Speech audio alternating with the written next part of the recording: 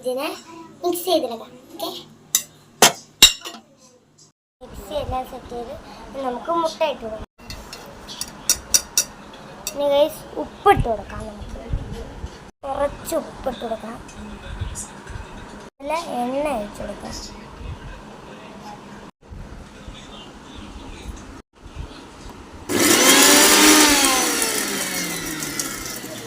മയണൈസും സെറ്റാക്കി. ഇനി നമുക്ക് ഇതെല്ലാം കൂടെ ഒരുമിച്ച് സെറ്റ് ചെയ്യാം.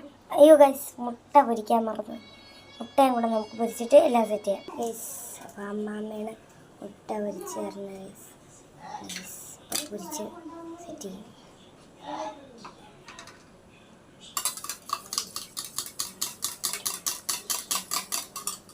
ഫൈനലി ഉണ്ടാക്കി ഗൈസ്.